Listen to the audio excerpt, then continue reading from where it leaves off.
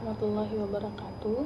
Perkenalkan, nama saya Rizka Duyanti dengan NIM 23421017. Di sini saya akan mempresentasikan review jurnal atau makalah yang berjudul Evolution of an Official Muslim Family Laws to Islamist Legal Pluralism in Erdogan's Turkey.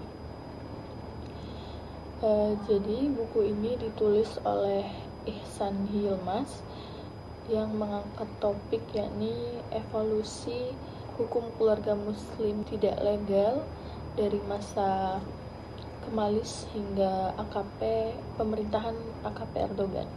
Paper ini memiliki 4 temuan kunci. Yang pertama adalah pernikahan tidak resmi. Meskipun hanya pernikahan sipil yang sah, pernikahan agama tetap dipraktikkan. Pada tahun 2015, Mahkamah Konstitusi membatalkan hukuman pernikahan hanya agama, menandai pergeseran dari sekularisme Kemalis ke akomodasi Islamis. Yang kedua, ada pernikahan anak. 28,2% perempuan menikah pada umur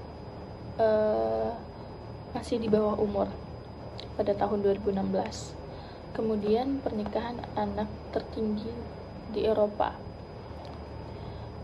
Kemudian ada kasus cover up sistematik, yakni pada tahun 2017 158 anak hamil dan tidak dilaporkan pada rumah sakit. Selanjutnya ada poligami. Meskipun dilarang sejak tahun 1926,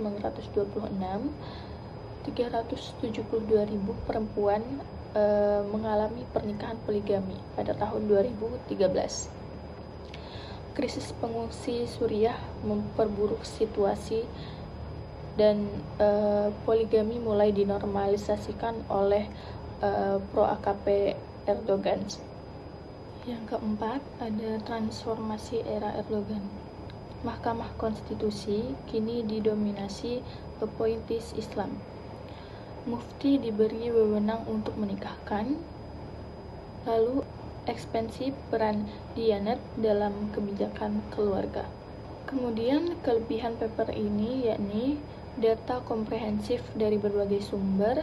Selanjutnya ada perspektif historis yang mendalam. Selanjutnya ada analisis sosio-legal yang kuat. Dan dokumentasi pergeseran politik yang sistematis. Namun, paper ini juga memiliki kelemahan atau kekurangan, yakni data terbatas tentang perceraian agama atau talak. Yang kedua, potensi bias anti-AKP. Yang ketiga, kurangnya representasi suara praktisi hukum Islam. Yang keempat, hanya fokus pada kasus ekstrim sebagai kontribusi utama. Implikasi praktisnya, yang pertama, urgensi perlindungan perempuan dan anak dalam pernikahan tidak resmi. Yang kedua, kebutuhan rekonsiliasi antara hukum formal dan praktik sosial. Yang ketiga, perhatian khusus pada eksploitasi pengungsi Suriah. Yang keempat, pertanyaan tentang masa depan sekularisme di Turki.